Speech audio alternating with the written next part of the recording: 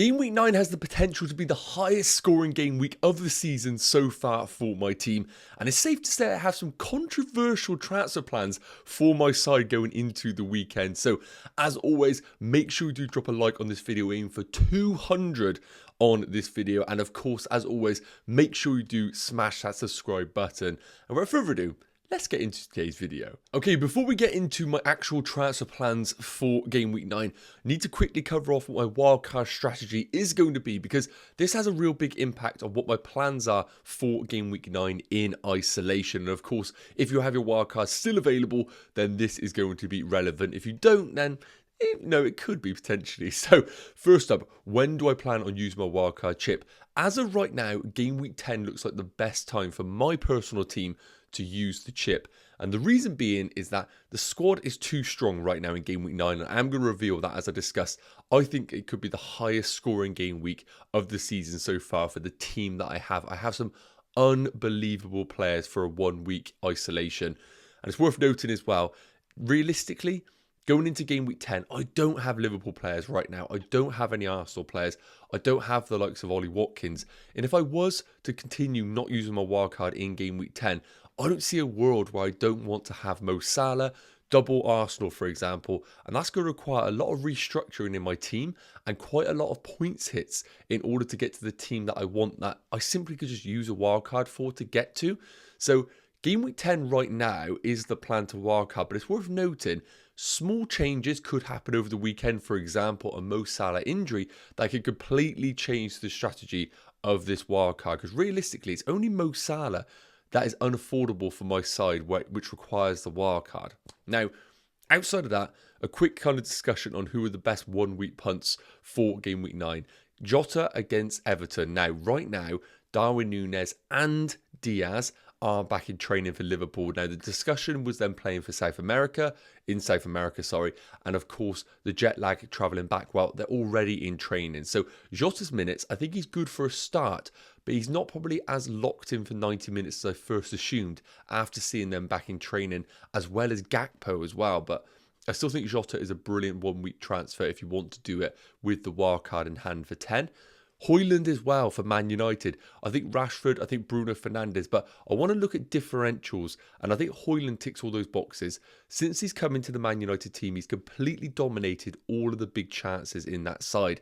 I haven't seen enough for him to suggest that he is a good FPL transfer long term, but for a 1 week punt against this Sheffield United team, I think he could be worth the hit, but it's who you sell in place of Højlund is the big question for your team.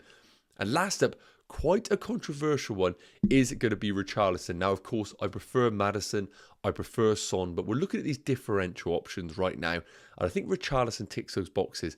I'd expect him to start again on the left of that front three, and against a Fulham team who aren't necessarily watertight. I'm not expecting 5-6 goals from Spurs, but I think there will be goals in this fixture. And if Richarlison could play 70 minutes, I think it could be a brilliant differential for Game Week 9 if you are looking to get another Spurs attacker into your side. But let's get into my Game Week 9 team, because I can't wait to tell you what my plans are for this weekend. Okay, probably the moment you guys have been waiting for, my Game Week 9 team reveal. So a quick recap. I'm currently ranked 1.13 million in the world. Obviously not the rank that I want to be, but I do think after this game week, as I discussed, it could be my highest scoring game week of the season. I'm really confident about this team. So my rank could get halved, or it's going to be one of those sliding doors moments. If 3 assets don't do well, my rank will get very, very, very worse. Or if they do well, my rank will get halved. I think it literally is that sort of sliding doors moment right now. So I'm so reliant on certain players. 1 free transfer, 0 in the bank, and with the strategy of potentially wildcarding in Game Week 10, realistically I should make a transfer and do a 1 week punt, but I will discuss what my plans are in a minute. But where I'm not making a transfer is in goal. Matt Turner at home against Luton, one of the worst attacks in the league. Do I think Matt Turner is at risk of losing his place? Yes. Do I think it'll be for Game Week 9? Probably not. So I think this could be the last game week of Matt Turner being in my side if I wildcard in Game Week 10. So hopefully he delivers me a clean sheet as a parting gift. Okay, moving into the defence, and as you can see, the fixtures are unbelievable for these players. And as I discussed, my team is good in Game Week 9, so I'm really struggling to find where my free transfer is going to be used. Now, Udogie at home against Fulham. I would prefer Pedro Porro, and if I had the money available, I probably would do a sideways move of your doggy to Pedro Porro. He's picking up some really nice areas, and he's making those fantastic underlying runs in the team. But your doggy as well has been fantastic. I just don't expect as many attacker returns from him over the course of the season and in game week 9 in isolation, but more than happy to hold him for this fixture against probably what we describe as quite a blunt Fulham attack. Matty Cash at home against West Ham. Do I expect a clean sheet? Probably not, but it's worth noting as well, a lot of the community have Aston Villa defensive coverage, and I do think Matty Cash is the best of the bunch. I picked him up a few weeks back, so I've had his price rises, which is always a good thing, and I'm happy to hold him long term, even if I was to wildcard in game week 10. And I think he's a good player to own for this game week, especially if he does get deployed as a right winger, which we have seen Unai Emery do, and Trippier as well. This is the big one, and why I have absolutely no intention of wildcarding in game week 9. If I was to wildcard in game week 9, I probably would have to sell Trippier to accommodate those premium midfielders, and I think he's an unbelievable option for this game week. Arguably a captaincy pick. Now, I know a lot of people that wildcarding in game week 8 will not own Trippier, and are probably sat there quite worried about what he could do against this Crystal Palace team who have very few chances of their own to score.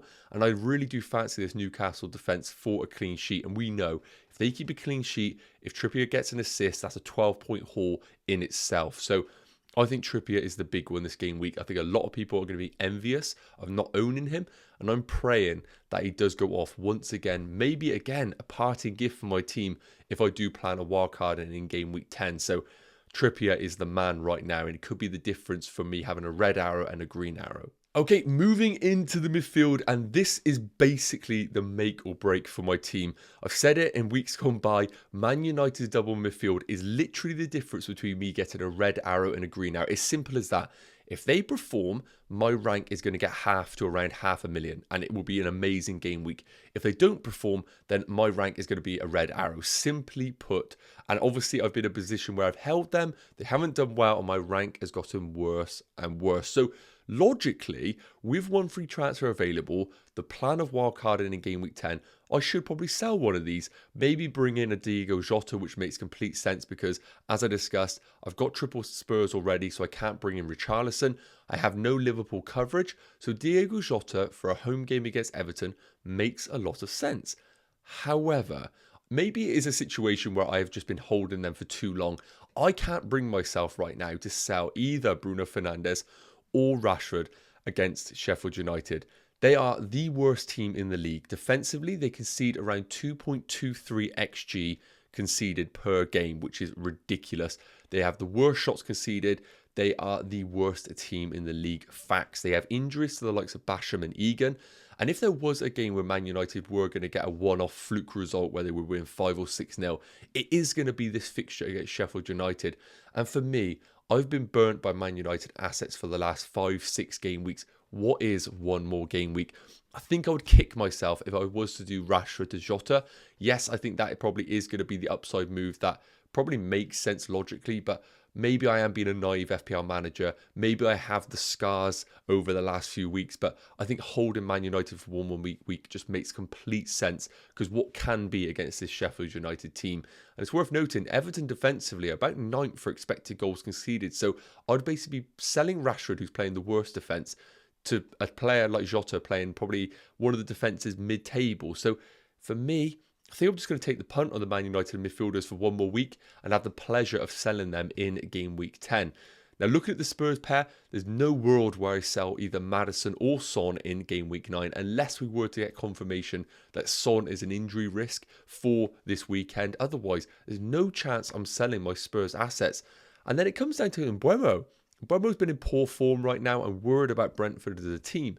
But do I prefer anybody outside of Mbeumo at that price point? Maybe someone like a Neto away against Bournemouth, but it doesn't excite me as much as what Mbeumo could do against this Burnley defence. So, controversially, I think I might not make a transfer in my midfield. Yes, I know Jota makes sense for Rashford, but I'm actually quite happy with this midfield. And I think making a transfer is just going to be very sideways and not actually offer me huge upside. So please do let me know in the comments. Is there an obvious transfer that you would do with these midfielders? Because right now, I think I'm sticking with this 5. Okay, and last up, looking at the forwards, and I do have the Man City pair of Alvarez and Erling Haaland. It hasn't been fruitful over the last few game weeks, but I'm not stressing about it right now, mainly because of the fixture that they do have this weekend at home against Brighton. Now, I have no worries about Erling Haaland. I know quite a few FPL managers are looking to sell him or already have done so.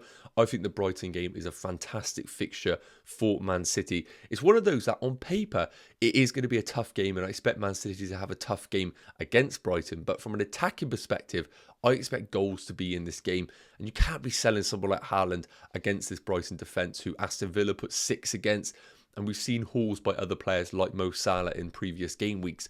But the big one is going to be Julian Alvarez. Now, it's worth noting, if I had the money available, I probably would do Alvarez to Watkins this week. I think Alvarez has a really high ceiling against this Brighton team, but the minutes is the one thing I'm slightly worried about. An example of a player that did play in South America during the international break has travelled back. His minutes could be questioned with the return of the likes of Foden, Grealish. He could be benched. But the big thing is, it's a big fixture of Man City. Back-to-back losses for them. They need a positive result in this game. And I think Alvarez right now is in their best 11. So I'm happy to take the risk right now of Alvarez starting against Brighton. Mainly because I don't see any better alternatives for my team. As I mentioned, I don't have any money in the bank. So the only real player that I would consider as a forward replacement for Alvarez would be Dominic Solanke against Wolves. Now, that looks fine, but I actually think Alvarez is more of an exciting pick at home against Brighton, where the scoreline could be 4-2 for Man City, for example. What am I really expecting from Bournemouth, who are one of the lowest scoring teams in the league? Maybe a Solanke goal and 3 bonus points. That definitely could be a good scenario. But obviously, we want those exciting players, especially if I'm looking to then change this team in game week 10. And I don't feel like an Alvarez to Solanke move as a 1-free transfer brings a lot of upside for my team. So similar to the midfield situation, I'm pretty happy just sticking with my forwards. And you've probably guessed right now the way I'm talking. Even though I plan a wildcard in game week 10, it's worth noting, I'm not 100% locked in with the wildcard in game week 10. And because of that reason, I think just rolling my free transfer is going to be the best move. Now, again, you're probably sat there thinking, Nacho, you're burning a transfer because you're going to go to wildcard in game week 10. But the way I look at it is this. I don't like the idea of making a transfer for the sake of making a transfer. I actually like the idea of simply rolling my free transfer going into game week 10. And then let's say a situation happens where Mo Salah was to get injured over the weekend. Then that would mean my wildcard doesn't need to be activated. And then I'm in a really luxury position of 2 free transfers going into game week 10 where I can make my changes. I could move Rashford to Odegaard, Fernandes to Saka. And straight away, my team looks very, very good. But of course, if things do happen as they do plan to, and Salah looks irresistible, the wildcard will most likely get activated in 10, meaning that I probably have burnt a transfer. But I'm actually pretty content with that right now. Let me know your thoughts in the comments. I know that's a little bit of a quirky move. I don't think many FPL managers would do that, but I don't see any obvious transfer for this team to justify making a move. So with all that said, this is how my team is most likely going to look. And with the captaincy being on Erling Haaland, as I said, yes, managers have sold him. But for me, I'm going to back him and put the captaincy on him because I think this Brighton defence offers a lot of chances to their attackers. And the big thing about it as well is I think some managers who have sold him already will have to go in different directions, like a Mo Salah, who I do think is probably one of the best picks this game week. It is worth noting. Vice captaincy going to be on Son. Don't have the confidence to put the captaincy on him because of the early substitutions that we have been seeing in previous game weeks. Yes, guys, okay, that is going to wrap up today's video. As I mentioned, quite a weird one for me where I'm planning on rolling / burning my free transfer with the intention of wildcarding in game week 10. But as I said, I just don't see a transfer that I want to make for my team. And why should I force it if I don't need to? So let me know your thoughts in the comments. And in particular, if you have any last minute questions going into the deadline, I will make sure I answer them before the deadline. So thank you so much for tuning in. If you did enjoy it, please do consider dropping a like and of course, smashing that subscribe button. I will be live going into the deadline Saturday morning. So make sure you do have the notification bell switched on so you do get updated when I am live. Have an amazing day and I'll see you in the next one. Take care. Cheers.